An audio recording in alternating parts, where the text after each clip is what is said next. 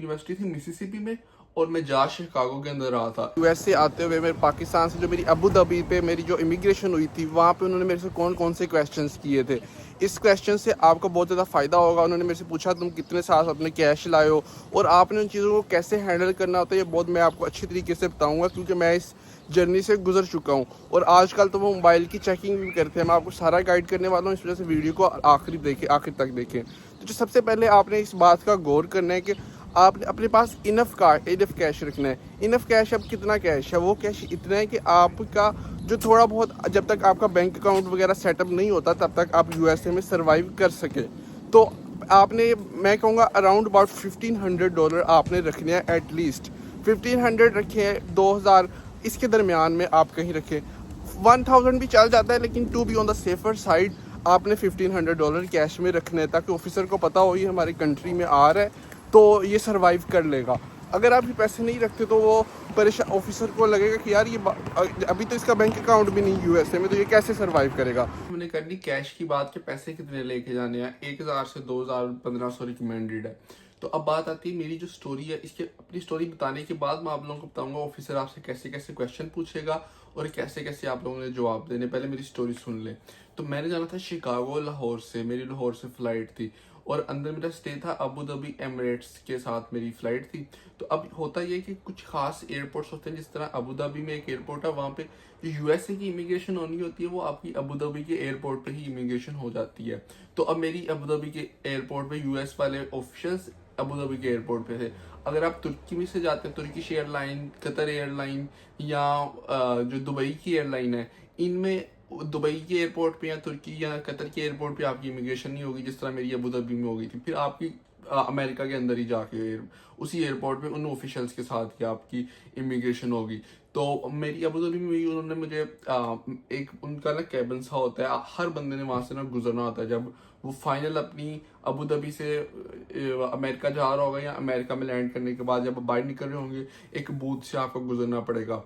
तो वो आदमी आपसे पूछेंगे, आप जो मेरे से उन्होंने पूछा था वो ये था कि आप किस यूनिवर्सिटी में जा रहे हो। मैंने उनको बताया कि मैं इस यूनिवर्सिटी में जा रहा हूँ, ये करने जा रहा हूँ कंप्यूटर साइंस। उस दूसरा उसने पूछा कि आपने अपने जो कोर्स हैं वो रजिस्टर किए हुए हैं। कोर्स रजिस्टर करने का मतलब होता है कि 5 क्लासेस हमने लेनी होती है ना, क्रेडिट आवर्स हमने लेने होते हैं, एटलीस्ट 12 हमने लेने होते हैं। तो मैंने बताया उसे, yes officer I have registered my classes, जो मैंने अपने डीएसओ को पहले से ईमेल करके अपनी क्लासेस रजिस्टर की हुई थी। दूसरा उसने मेरे से पूछा कि तुम कैश कितना साथ लेके आए हो। मैंने बता दिया अब मैं इतनी अमाउंट अपने साथ लेके आऊँ। कहता ओके। दूसरा उसने मुझे बात पूछी कि हैव आप जा किधर रहे हो। मैंने कहा मैं, मेरी यूनिवर्सिटी थी मिसिसिपी में और मैं जा शिकागो के अंदर रहा था। शिकागो के अंदर थे मेरे रिलेटिव, तो जिनके पास मैंने पहले अपना, मैं 2-3 हफ्ते पहले मैं आ गया था शिकागो ना। मैंने वहाँ पे ना अपने रिलेटिव के पास जाना था और थोड़ा शिकागो घूमना था। तो उन्होंने कहा कि, उसने कहा कि who is in Chicago, why are you going to Chicago. तो मैंने उसे बताया कि मेरे रिलेटिव है शिकागो के अंदर, वहाँ पे मैं विजिट करके उसके बाद अपनी यूनिवर्सिटी के अंदर जाऊँगा। तो he said okay I understand. तो फिर उसने उसने एक और क्वेश्चन मेरे से आखिरी, मुझे वहाँ पे ऐसा लग रहा था मुझे ये सेकेंडरी इंस्पेक्शन के अंदर लेके जाएगा, बट उसने मुझसे सिर्फ एक और दोबारा क्वेश्चन पूछा। कहता do you have any relative here. मैंने कहा यस, क्योंकि मेरे रिलेटिव हैं यहाँ पे। तो मैंने यस बता दिया उसे और उसके बाद उसने कहा okay you are good to go. तो फिर हम एयरपोर्ट पे, मेरी बस इतनी सी, आई थिंक 2 मिनट भी नहीं लगे होंगे मेरी इमिग्रेशन पे। और वो बड़ा ना इतना रूड था बंदा, लेकिन मैं कॉन्फिडेंट था। आई वाज कॉन्फिडेंट कि मैं जो भी वो, मैं कोई गलत चीज़ नहीं की तो मुझे परेशान होने की क्या ज़रूरत है। मैं कॉन्फिडेंट था इस वजह से। अच्छा, अब आप लोगों को मैं बताता हूँ कि वो कैसे आप लोगों ने इस सिचुएशन को टैकल करना होता है इमिग्रेशन की। सबसे पहली बात आपने याद रखी है, आप अपना वीज़ा लगवा के आए हैं, आपने टेंशन बिल्कुल नहीं लेनी।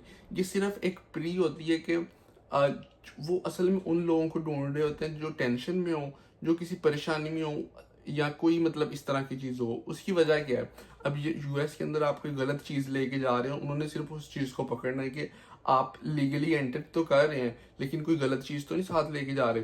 अब उनको कैसे पता चलेगा आप कोई गलत काम या कोई गलत चीज़ नहीं कर रहे। आपके कॉन्फिडेंस से जो बंदा ये कर रहा होता है ना, उसके चेहरे पे से मतलब उसकी परेशानी होती है या उसे कोई टेंशन वगैरह होती है। तो अगर तो आपको नेचुरली टेंशन है, उन्हें भी पता होता है कि यार कई कई लोगों को पहली दफ़ा में टेंशन होती है, लेकिन वो इसको मेक श्योर करते हैं। अगर आपको पहली दफ़ा में आप थोड़ा नर्वस हो, अच्छी तरह उनको आंसर नहीं कर रहे, फिर वो एक आपको सेकेंडरी इंस्पेक्शन में ले जाते हैं। सेकेंडरी इंस्पेक्शन में अप टू 2 घंटे 4 घंटे 5 घंटे भी आपसे सवालात कर सकते हैं वो, जब तक उनको उनकी तसल्ली नहीं होती तब तक वो आपको नहीं जाने देंगे। बात करने का मकसद ये है कि आप लोगों ने कोशिश ये करनी है कि पहले आपने ये काम करना है कि कॉन्फिडेंस पहले किया है। कोई भी आप क्वेश्चन भी मैं बताता हूँ कि क्या क्या वो पूछ सकता है, आपने कैसे जवाब देना है, लेकिन जो सबसे पहले की फैक्टर यहाँ पे आता है वो ये आता है कि आपने कॉन्फिडेंस आपने अपने आप पे रखना है, अपने आप पे, अपने वीजे पे। आपने अपना वीजा इतनी मुश्किल से लगवाया है, ऑफिसर को भी पता है कि आप डिजर्विंग हो, आपको वो वापस नहीं भेजने वाला। लेकिन जब आप कॉन्फिडेंस नहीं शो करोगे ना, फिर उसे लगेगा कि कोई गड़बड़ है शायद। ठीक है, इस वजह से मैं कह रहा हूँ कि कॉन्फिडेंस इज द की। दूसरी बात, वो आपसे पूछेगा आप किस यूनिवर्सिटी में जा रहे हो। पहले तो पूछेगा क्यों जा रहे हो यूएसए, उसे बताना है कि मैं इस यूनिवर्सिटी में जा रहा हूँ, ये मेरा कंप्यूटर साइंस में या बैचलर्स है या मास्टर्स, उससे सारी डिटेल अपनी बता देना।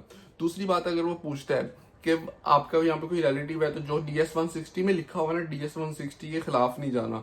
जो DS 160 में बताया हुआ है वही बताना है, अदरवाइज उसके पास DS 160 का एक्सेस होगा, कहीं ऊपर नीचे बात करोगे DS 160 से, वो फौरी तौर पे कैच कर लेगा। ठीक है, और वो अच्छी बात नहीं है। तीसरी बात आपने ये करने है कि काम, वो अगर आपसे पूछते हैं कि आप अपनी, वो पूछेगा कैश का, मैंने आपको बता दिया। ठीक है, चौथी बात जो मेन है, वो पूछेगा कि आप रह किधर रहे हो, आपके पास कोई हॉस्टल का अकोमोडेशन है। अगर आप यूनिवर्सिटी में आ रहे हो तो आपको यूनिवर्सिटी हॉस्टल प्रोवाइड कर रहा है, या आप अगर टूरिस्ट पे आ रहे हो, या वैसे भी अगर आपके पास यूनिवर्सिटी की अकोमोडेशन नहीं है, लेट्स सपोज, तो आप किधर रह रहे हो, आपके पास कोई होटल का रिजर्वेशन है, कोई आपके रिलेटिव के पास रह रहे हो, या कोई भी आप लोगों ने ऐसी चीज अपने पास रखनी है, यूनिवर्सिटी का प्रूफ रखना है कि हाँ मुझे हॉस्टल में जगह मिली हुई है मैम, वहां मैं जाके रहूंगा, या मैं रिलेटिव के पास रह रहा हूँ। रिलेटिव का आपके पास नंबर, एड्रेस, और साथ में उसका वो होना चाहिए, नंबर, एड्रेस, और साथ उसका फ़ोन नंबर, ताकि ऑफिसर अगर कंफर्म भी करना चाहे तो आपको कर सके इजीली। होटल की रिजर्वेशन में आपको हर चीज़ अंदर होनी चाहिए, हॉस्टल की, इसी तरह यूनिवर्सिटी का ईमेल, यूनिवर्सिटी के DSO का नंबर आपके पास होना चाहिए, ताकि अगर कोई मसला हो तो आप उसे उसी टाइम कॉल कर सकें। उसके अलावा जो मैंने आपको बात बताई थी, आजकल अभी ये चल रहा है, वो फ़ोन की भी चेकिंग कर रहे हैं। फ़ोन की क्या चेकिंग करते हैं कि वो जिस तरह अभी आपका फ़ोन पकड़ेंगे, अपने डिवाइस के साथ कनेक्ट करेंगे, और जितनी भी आपका डाटा होगा मोस्ट ऑफ द टाइम वो उनके कंप्यूटर में चला जाएगा, और वो देखेंगे कि आपने किसी स्टेट के खिलाफ, किसी बंदे के पॉलिटिकली, रिलीजियसली, या USA के खास तौर पे खिलाफ कोई पोस्ट वगैरह तो नहीं की, कहीं आप उस तरह के इंसान तो नहीं, दंगे फसाद करने वाले, या आप कह सकते हैं कि यार नेगेटिव माइंडसेट वाले। तो इस वजह से आपने कोशिश करनी है अपना सोशल मीडिया, अपने फ़ोन को क्लियर करके रखना है, अपने सोशल मीडिया पे कोई ऐसी चीज़ अपलोड नहीं करनी। दूसरी बात ये है कि आप लोगों ने अपना जो फ़ोन है उसके अंदर जाते खुद भी आपने कोई ऐसी चीज़ नहीं रखनी जिसकी वजह से आपको लगे कि वो मेरा वीज़ा रिजेक्ट कर सकते हैं, अदरवाइज इट गोना हार्मफुल, और वो बिल्कुल हिचकाएंगे नहीं कि आपका भी मोबाइल चेक कर लें। और ये थी मेरी वीडियो, होपफुली आप इंशाल्लाह इमिग्रेशन क्लियर कर लेंगे। अभी बहुत से स्टूडेंट्स अगस्त में जाएंगे, तो मैंने सोचा कि ये वीडियो बहुत ज़रूरी है, ताकि स्टूडेंट्स को कॉन्फिडेंस मिले, यार उन्हें पता तो हो कि एटलीस्ट हमने इमिग्रेशन कैसे क्लियर करनी है। और होपफुली बहुत अच्छी वीडियो होगी। और दूसरी बात ये कि अभी मैंने एक स्कॉलरशिप सीरीज भी स्टार्ट की हुई है, इंशाल्लाह A to Z हर मैं आप लोगों को चीज़ें बताने जा रहा हूँ। मैंने एक एपिसोड रिलीज कर दिया है, बाकी भी आहिस्ता आहिस्ता मैं रिलीज कर रहा हूँ। सो होपफुली आपको वो भी मेरा इनिशिएटिव बहुत ज़्यादा पसंद आया होगा। अगर आपको अच्छा लगा है तो वो इनिशिएटिव मेरा तो मुझे कमेंट्स में बता दें, और जो वीडियोस उस सीरीज के अंदर मैं बनाऊं, उस वीडियोस की नाम और उसका बारे में डिटेल मुझे कमेंट बॉक्स में लिख दें, ताकि वो वीडियो बना सकूं। और अगर आप मेरे से फुल प्रोसेस करवाना चाह रहे हैं, या मेरे से 1-on-1 कोचिंग लेना चाह रहे हैं, या मेरे कह रहे हैं कि आप हमें इंटरव्यू की तैयारी करवाएं या एडमिशन लेके दें, या कुछ भी आप चाह रहे हैं, तो नीचे मैं आप अपना इंस्टाग्राम अकाउंट, अपना व्हाट्सएप नंबर और अपनी डिटेल्स छोड़ दूंगा नीचे। आप उस पर जाके अपना सारा मेरे से 1-on-1 भी ले सकते हैं कोचिंग, और फुल प्रोसेस भी अपना करवा सकते हैं। तो इंशाल्लाह मिलते हैं आपको नेक्स्ट वीडियो में। और याद रखिए, जब मेरे से कॉन्टैक्ट करें तो अपनी प्रोफाइल जो है आपने पहले क्या किया होगा वो पहले से बता के करें, ताकि हमारा टाइम वेस्ट ना हो। So see you in the next video.